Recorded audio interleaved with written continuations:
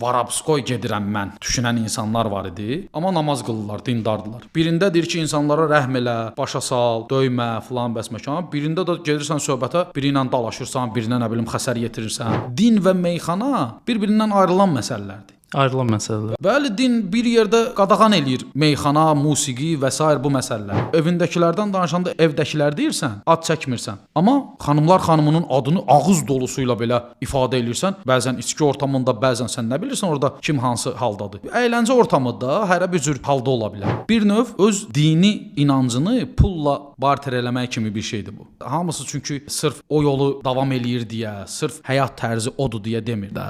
Tamamilə yanlış bir fikirdir ki, ərəb fars dilindən istifadə eləməyin. Şeiriyyatda ömür boyu istifadə olunur. Meyxanada istifadəsinin nə problemi ola bilər ki? Cahangeşdə yaxşı bir dərs verilib vaxtı ikən. Rəşadgilin vaxtında durub Cahangeş tək deyəndə, kimsə sənin komandan zəif deyəndə, sən orada yaxşı deyirsənsə, o komandanın badına sənin də orada tənqid eləməyəcək ki, bu da pisdir. Sən yaxşı demirsənsə, sən yaxşı demisən. Yəqin ki, onu deyən adamlar çöldə düzgün işlərə baxmayan insanlardır ki, qorxurlar ki, meyxanada o elədiyi məsələlər onların üzünə vurular. Namiq Qaraçuxurlu meyxananı xanımlara sevdirdi. Yəni meyxananın xanım kütləsi çox az da olsa var idi, amma kütləviləşdirdi onu. Nəsizsə bir cürə olmaq lazımdır. Ya dinən ki, mənim fikrim budur, əvvəldən belə gəlmişəm, belə gedəcəm, ya da hər kəs biləcək ki, siz gah nala, gah mıxa vurursunuz.